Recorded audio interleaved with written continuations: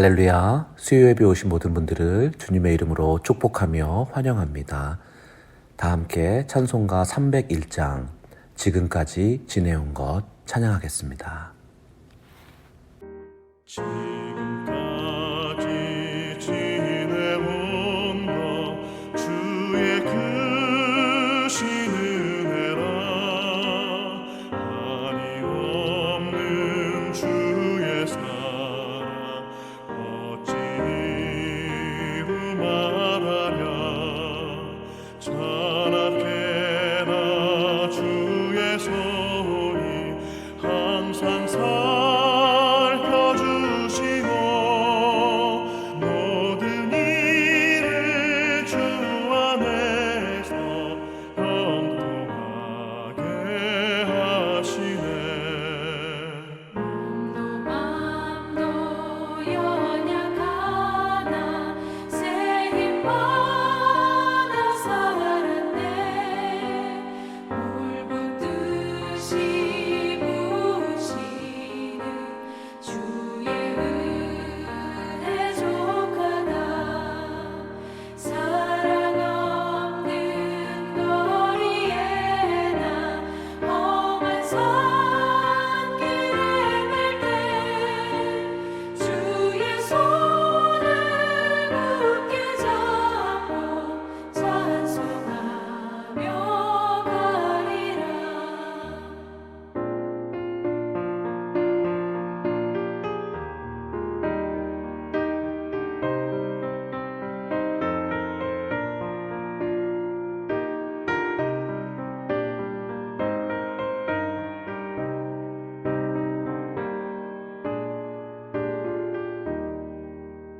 주님 다시 배울 날이 날로 다가와. 무거운 짐 주께 맡겨 벗을 날도 멀잖네.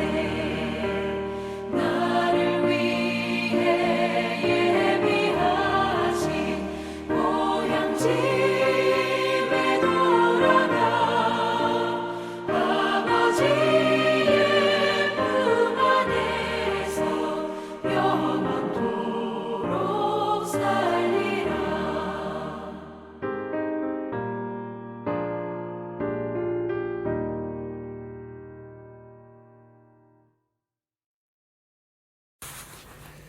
하나님께서 오늘 우리에게 주시는 말씀은 잠언서 말씀입니다.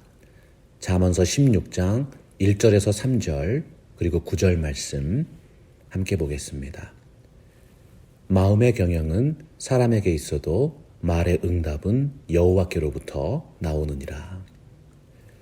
사람의 행위가 자기 보기에는 모두 깨끗하여도 여호와는 심령을 감찰하시느니라. 너희 행사를 여호와께 맡기라. 그리하면 내가 경영하는 것이 이루어지리라.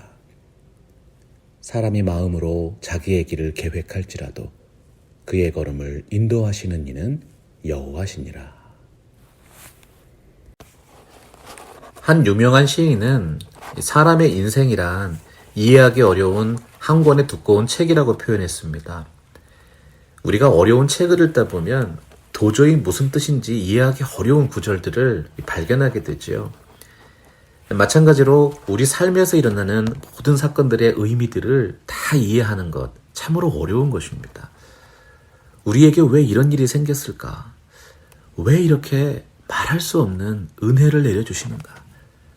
아무리 머리를 굴려서 생각해보고 사전을 찾아보아도 삶의 사건이라는 행간의 숨은 하나님의 뜻을 헤아리는 것은 정말 어렵다는 것이지요. 그래서 세상이 인정하는 천재 과학자인 아인슈타인도 그 시대의 문제는 그 시대를 사는 사람들의 경험과 지식으로는 완전히 해결될 수 없다고 말했어요. 삶을 살다가 이해되지 않는 일이 일어나면 때로는 그 질문과 해답을 전능하신 하나님께 맡기고 다음 세대에 넘겨야 합니다. 그러면 나중에 때가 되었을 때 왜 그 일을 우리들에게 허락하셨는지 깨닫게 된다는 것입니다. 사랑하는 여러분, 우리가 왜 하나님께 기도합니까? 우리를 향하신 하나님의 뜻을 구하기 위함이죠. 기도의 내용이 무엇입니까?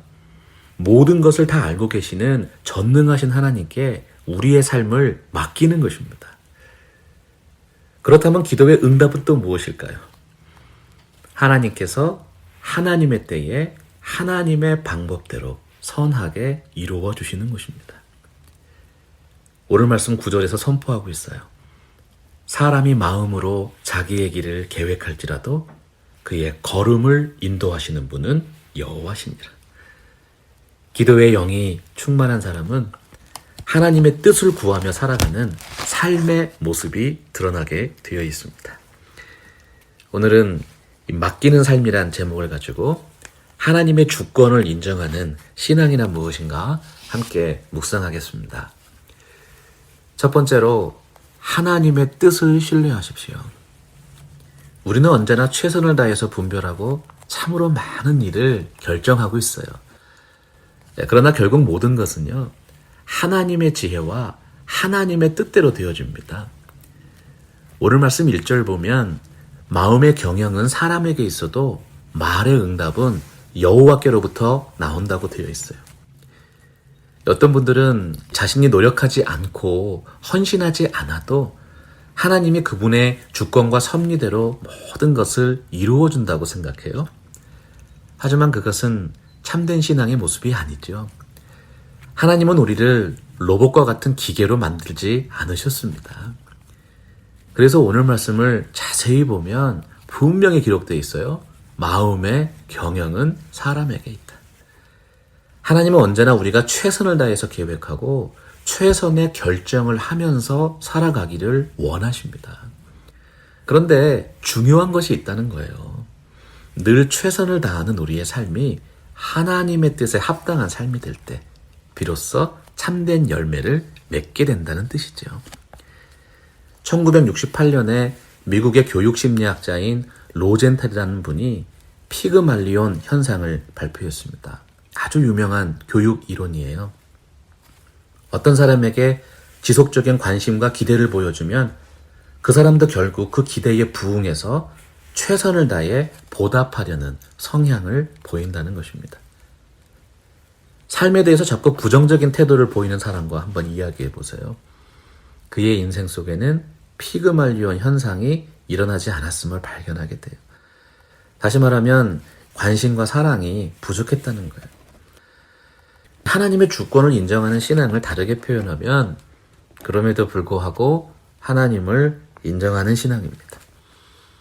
우리는 모든 것을 다 알 수 없습니다. 그러나 하나님은 모든 것을 다 알고 계세요.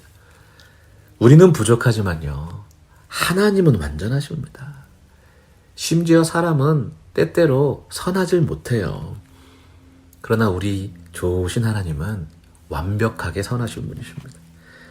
그렇기 때문에 하나님은요, 모든 것을 합력하여서 선을 이루어내시는 분이에요. 우리가 이러한 신앙의 고백하잖아요. 나의 뜻대로 되지 않은 것은 하나님의 뜻대로 된 것입니다. 오늘도 이 아름다운 땅을 일구어 가시는 여러분들의 삶에 하나님의 그 아름다운 뜻을 확신하는 성숙한 믿음이 있게 되기를 간절히 바랍니다. 마음의 경영은 사람에게 있어도 말의 응답은 여호와께로부터 나오느니라. 전능하신 하나님께서 사랑하는 성도 여러분들의 삶에 가장 좋은 방법으로 응답해 주실 줄로 믿습니다. 두 번째로 하나님의 나라를 소망하십시오. 모든 사람들이 인생을 판단하는 태도는 두 가지 모습이 있다 그래요. 하나는 수행 목표 중심의 판단이고요. 또 다른 하나는 학습 목표 중심의 판단입니다. 수행 목표 중심의 삶을 사는 사람은 자신의 계획대로 그 일이 이루어져야만 비로소 이룬 것이라고 믿는 분이에요. 하지만 학습 목표 중심의 삶을 사는 사람은요, 비록 어떤 일이 자신의 계획대로 이루어지지 않는다 할지라도 자신이 그 일을 통해서 무엇을 배웠는가에 더욱 큰 의미를 둔다는 거예요.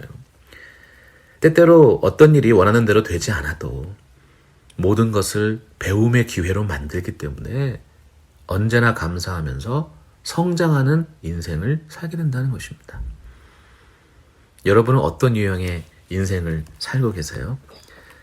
오늘 말씀 2절 보면 사람의 행위가 자기 보기에는 모두 깨끗하여도 여호와는 심령을 감찰하신다고 되어 있어요. 하나님께서 심령을 감찰하신다는 것은 하나님의 마음에 드는지 안 드는지 확인하시는 것입니다. 즉 사람의 마음이 이 하나님의 마음에 맞아야 비로소 하늘의 뜻을 이 땅에서 이루어드리는 참된 삶이 펼쳐진다는 것이죠. 그렇다면 하나님의 마음에 들었다는 것이 구체적으로 어떤 뜻일까요? 사도행전 13장 22절 보면 내가 이새의 아들 다윗을 만나니 내 마음에 맞는 사람이라 내 뜻을 다 이루리라 말씀했습니다. 여기서 만났다는 말이 바로 발견했다는 뜻이죠. 하나님께서 감추어준 보화를 발견한 것처럼 이새의 아들 다윗을 이 땅 위에서 찾아내셨습니다.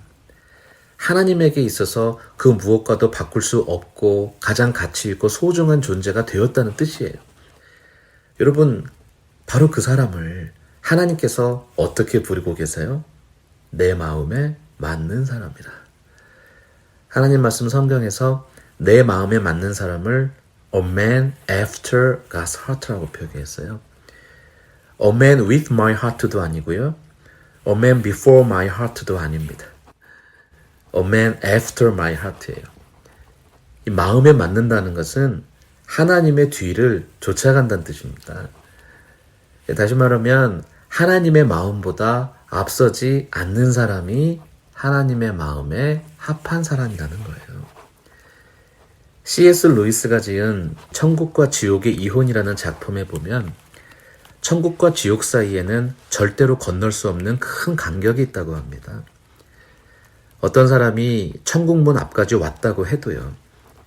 그분이 천국에 들어가려면 마지막 검증을 통과해야 합니다. 바로 이 질문에 예라고 대답할 수 있어야 하죠. 여러분이 예수님을 만났을 때 무엇과도 바꿀 수 없는 가치와 행복을 발견했습니까?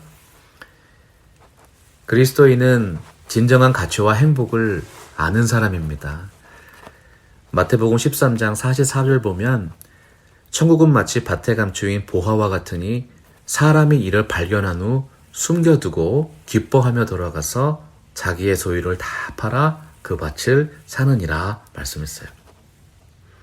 보화를 발견했다는 것. 성경이 말씀하는 만났다는 뜻입니다. 여러분은 예수님을 만나셨습니까? 만약 여러분이 이 질문에 예라고 확신하면서 고백할 수 있다면 그 무엇과도 바꿀 수 없는 값진 보화를 발견하신 것입니다. 하나님의 마음에 합한 자는 모든 것을 통해서 그의 나라와 그의 의를 구하는 진정한 천국 백성이 될 수 있다는 것이죠. 여러분, 왜 하나님께서 다윗을 나의 마음에 맞는 자라고 칭하셨을까요? 시편 16편 8절이 그 해답입니다. 내가 여호와를 항상 내 앞에 모시며 그가 내 우편에 계심으로 내가 요동치 아니하리로다. 하나님의 나라를 소망하며 살아가는 사람은 하늘의 뜻을 이 땅에서 이루어드리는 일에 관심을 갖게 됩니다. 바로 그 깨끗한 마음의 소원이 우리의 삶을 소망의 항구로 인도하시는 하나님을 바라보게 하는 것이죠. 사람의 행위가 자기 보기에는 모두 깨끗해 보여도요. 여호와께서는 심령을 감찰하신다고 했어요. 여러분들의 삶을 하나님과의 아름다운 동행으로 만들어 가시는 지혜로운 인생이 되시기를 주님의 이름으로 축복합니다. 하나님의 능력을 언제나 확신하십시오. 셀리 그만이라고 하는 심리학자는 학습된 무력감이라는 개념을 소개했습니다.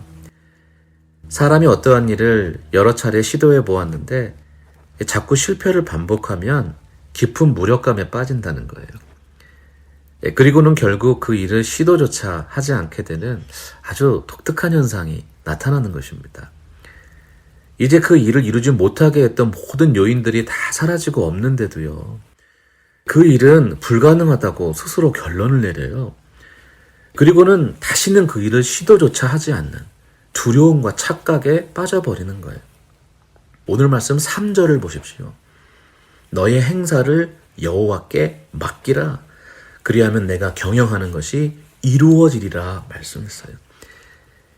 하나님을 의지하는 신앙은 우리가 비록 예전에는 그 일에 실패했어도 오늘은 그 일을 이루어낼 수 있다는 참된 희망과 믿음을 소유하게 합니다.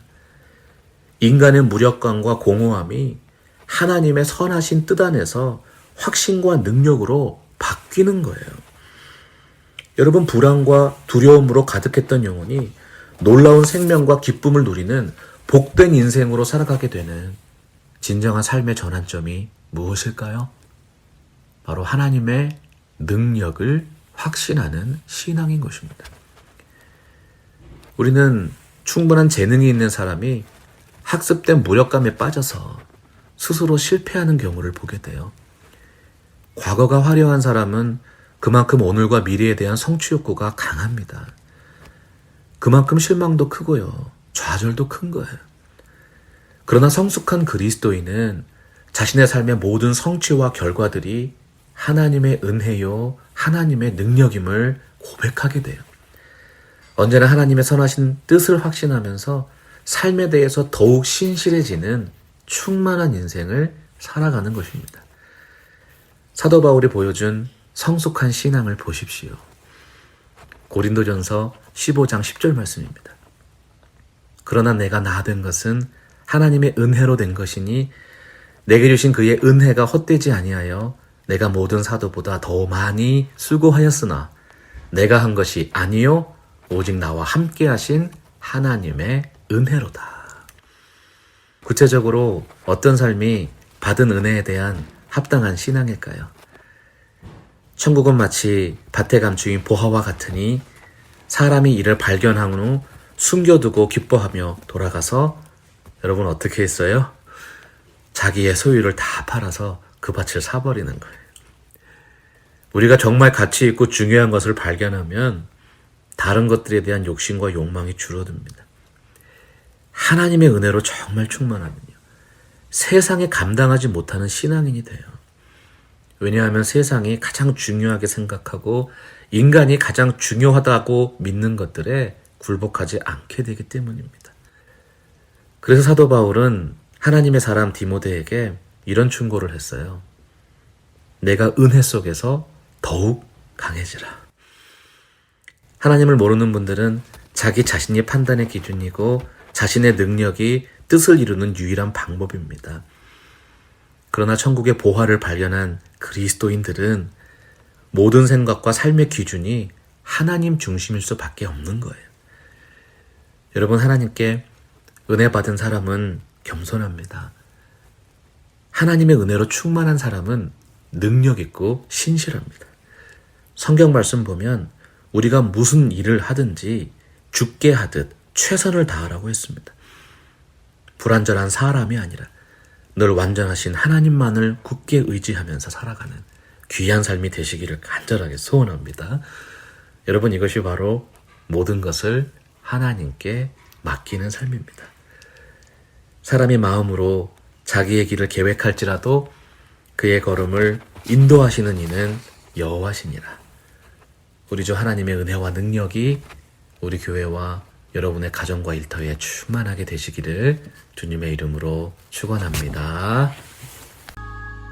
말씀 앞에서 경외함으로